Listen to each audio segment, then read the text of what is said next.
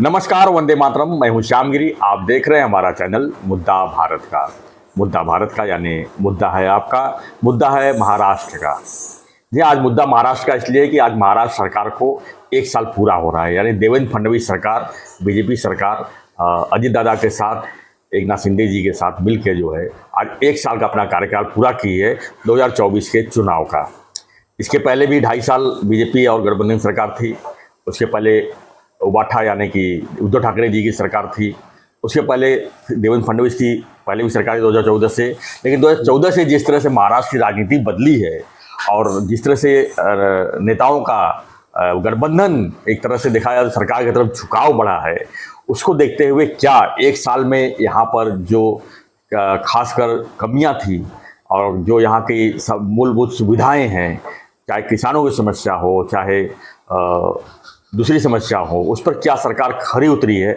आज हमारे वीडियो में चर्चा का विषय यही है कि सरकार एक साल तो अपना पूरा कर ली है, हालांकि आने वाला भी 4 साल पूरा करेगी, क्योंकि इतने विधायक हैं, 232 के ऊपर विधायक हैं 288 में से, तो कार्यकाल तो पूरा करना है। लेकिन इतनी बड़ी मेजोरिटी पाने के बाद, केंद्र से डबल इंजन सरकार होने के बाद, क्या बीजेपी और देवेंद्र फडणवीस की सरकार लोगों के बीच अपनी पॉपुलरिटी हो, चाहे काम हो, उसमें कितना सफल रहे हैं, इसके बारे में हम चर्चा करेंगे। हमारे साथ में है नवभारत के वरिष्ठ पत्रकार सूर्य प्रकाश मिश्रा जी।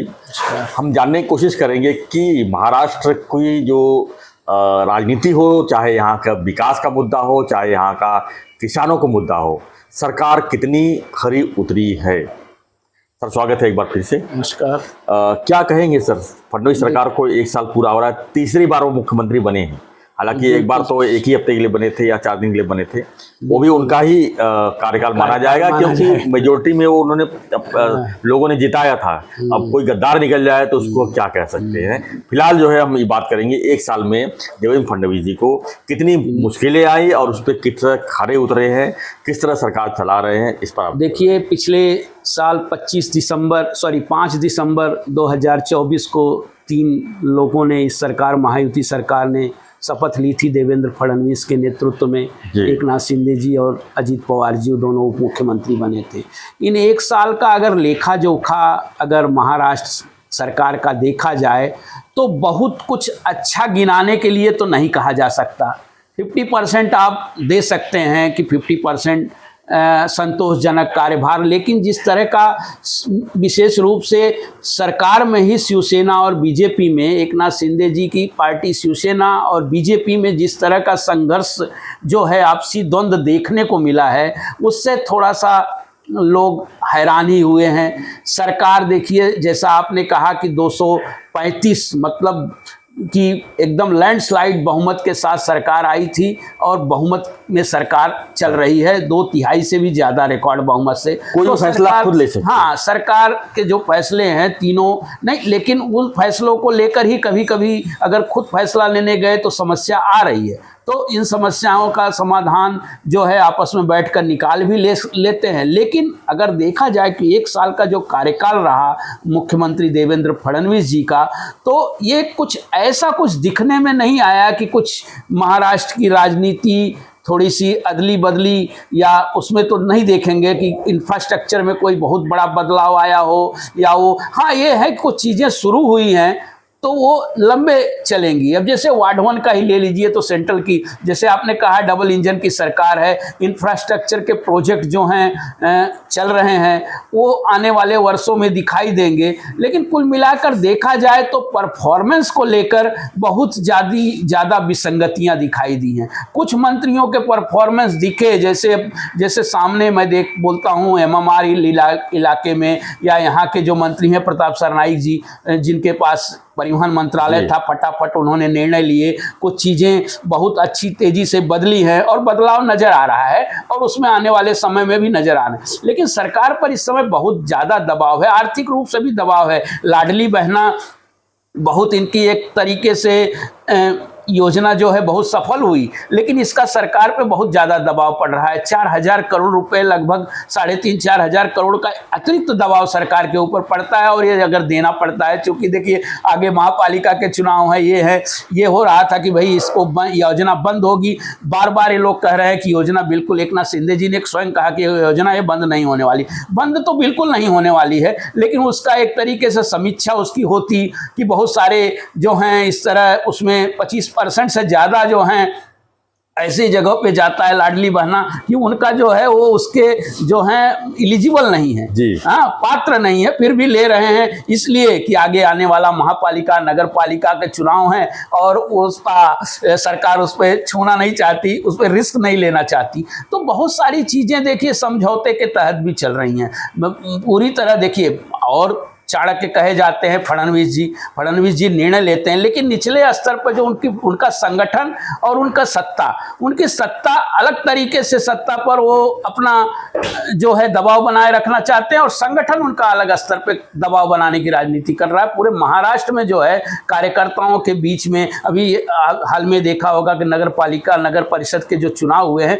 इसमें बहुत तेजी से संघर्ष देखने को मिला है। हालांकि उसमें देवेंद्र फडणवीस जी ने कहा कि भाई देखिए कार्यकर्ता निचले स्तर पे भाई सबकी अपनी इच्छा होती है वो करते हैं, लेकिन इसका असर तो सरकार पर पड़ता है ना, कामों पर कार्यों पर पड़ेगा और जनता को भी इसका खामियाजा भुगतना पड़ता है कि अगर निचले स्तर पर ज्यादा संघर्ष मच रहा है। हाँ, ये वर्चस्व की तो लड़ाई है, सब अपना अपना वर्चस्व कायम रखना चाहते हैं। एक नाथ शिंदे जी का अपना वर्चस्व है, वो चाहते हैं, बीजेपी का अपना है। इसमें विपक्ष की भूमिका कोई बहुत ज्यादा दिखाई नहीं देती। कुछ मुद्दों पर अभी जैसे अजित पवार जी के एक लड़के लैंड घोटाले में वो नाम आया तो विपक्ष थोड़ा सा हमलावर उतना नहीं हो पाया, क्योंकि आपने देखा होगा कि अजित पवार जी के जो चाचा हैं शरद पवार, उनकी पार्टी उस मुद्दे पर उतनी हमलावर नहीं है, तो बची कांग्रेस और ये सारी चीजें जो है ना ये दब जा रही हैं। बहुत बड़ा मुद्दा ये नहीं बन पा रहा है, तो सरकार के लिए राहत की बात भी है, लेकिन सरकार जो है जिस तरीके से काम होने चाहिए, डबल इंजन की सरकार जिस तरह की बात होती है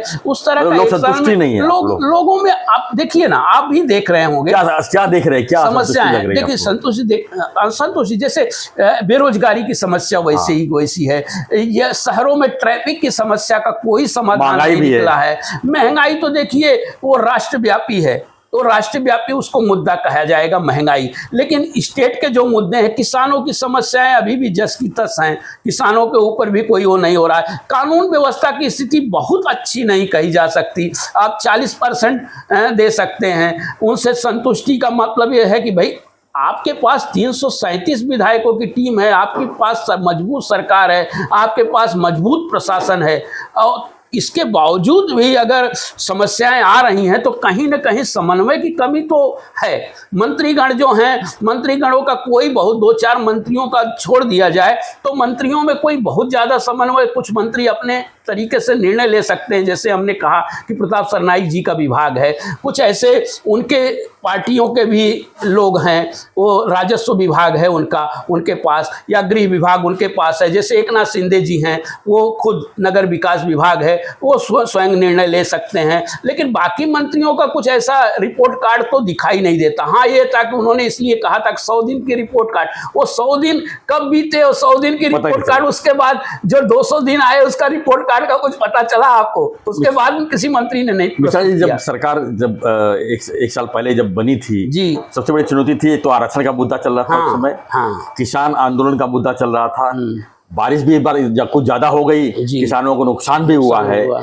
हालांकि सरकार ने मुआवजा भी दिया, मुआयना किया, अभी तक चल, लेकिन संतुष्टि कितना हुई है एक साल में, ये बताइए। संतुष्टि का मामला, संतुष्टि का तो मैं उसमें किसी तरह पास हुए हैं। मैं देखूं अगर 10 नंबर में से दिया जाए तो मुश्किल से 4 नंबर दिए जा सकते हैं इस सरकार को, कि सरकार तो पूरी तरह 10 नंबर पाने के लिए सरकार को क्या करना चाहिए? 10 नंबर को पाने के लिए देखिए सरकार को बहुत मेहनत करनी पड़ेगी। सरकार का जो ये फ्री वाला सिस्टम है ये तो इनके ऊपर बहुत दबाव डाल रहा है। अब जैसे ही उसको बंद करें या उसका और जो है वैकल्पिक कुछ साधन खोजें या सरकार अपनी आय बढ़ाने का साधन खोजे। भ्रष्टाचार भी निचले स्तर पर वैसे के वैसे बना हुआ है सर, वो भ्रष्टाचार बिल्कुल कम नहीं हुआ है। आपस में नेताओं के बीच जो है समन्वय का बिल्कुल जिले जिले में समन्वय का अभाव है, हर जिले में समन्वय। अब देखिए बड़े लेवल पे जब समन्वय नहीं है, आप देखिए तो इस मामले में फडणवीस कहाँ कम पड़ रहे हैं, किस लिए? फडणवीस जी इस मामले में देखिए मुझे ऐसा लगता है कि फडणवीस जी अपने तरीके से काम,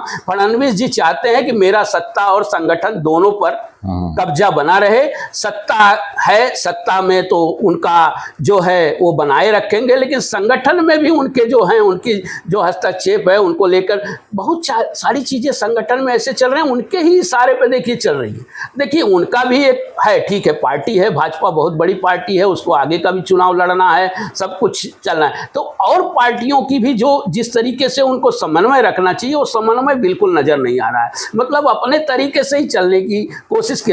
आप देखिए एक अपने नारायण राणे की जो दो सुपुत्र हैं, एक शिवसेना में है और एक बीजेपी में है, वो घर में ही इतने बड़े झगड़े चल रहे हैं। इससे बाहर क्या संदेश जाता होगा? नीतीश राणे और नीलेश राणे में जो झगड़ा हुआ है और जो चल रहा है, ये तो सीधा सड़क पर आया हुआ है ना सर, सामने तो आ रहा है, भले कुछ भी हो, लेकिन जब सामने आता है तो लोगों को दिखाई दे रहा है। तो जिस तरीके के इनके एक तरीके का सबसे बड़े समन्वय का बिल्कुल अभाव है। एक दूसरे की, एक मराठी में कहा जाए तो कुरघोड़ी करना चाहते हैं, एक दूसरे पर दबाव तंत्र लाना चाहते हैं और अपना अपना बना। सही, ठीक है, सत्ता अपनी जगह है, संगठन अपनी जगह है, सबको। अजीत पवार इसमें थोड़े से कमजोर, थोड़े से बैकफुट पर दिखाई देते हैं। अजीत पवार को पता है कि मेरा इतना प्रभाव है इन क्षेत्रों में, मेरा प्रभाव इन क्षेत्रों में, मैं उनसे इस तरीके से निपट लूंगा। लेकिन जहां शिवसेना और विपक्ष दिखाई नहीं देता, विपक्ष अब इसमें यही दोनों लड़ रहे हैं और आगे के महापालिका चुनाव तक ये सब चलने वाला है। हाँ, सरकार को इस तरह से कोई खतरा नहीं होगा कि सरकारी स्थान में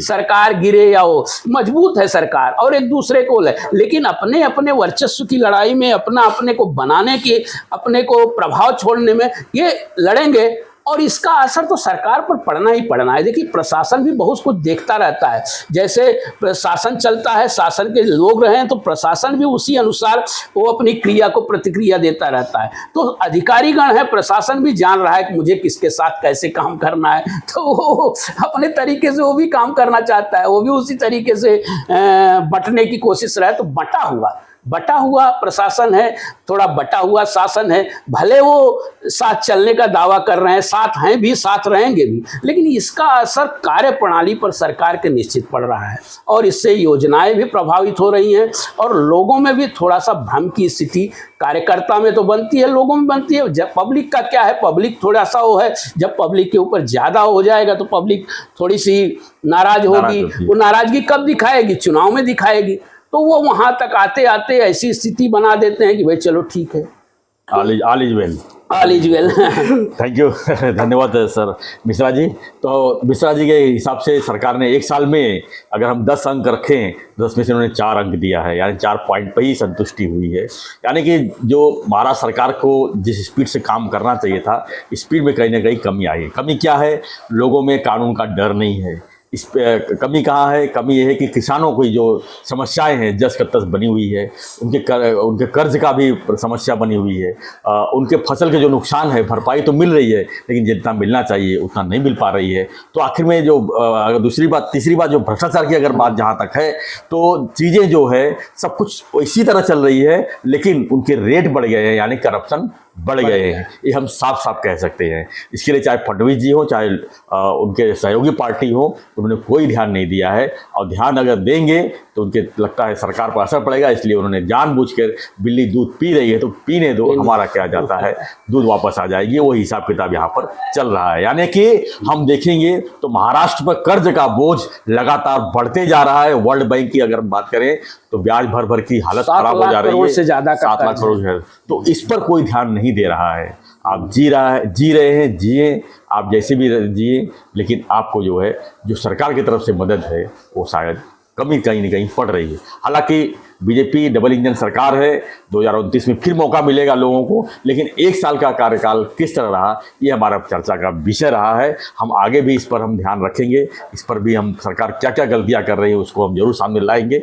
और इसके लिए आपके पास भी कोई प्रतिक्रिया होगा, इसके ऊपर आपके इलाके में समस्या होगी, सरकार के प्रति आपकी नाराज़गी होगी, तो हमें कमेंट बॉक्स में जरूर लिखिए और बने रहिए हमारे साथ, देखते रहिए हमारा चैनल मुद्दा भारत का। चैनल को लाइक, शेयर और सब्सक्राइब जरूर करें।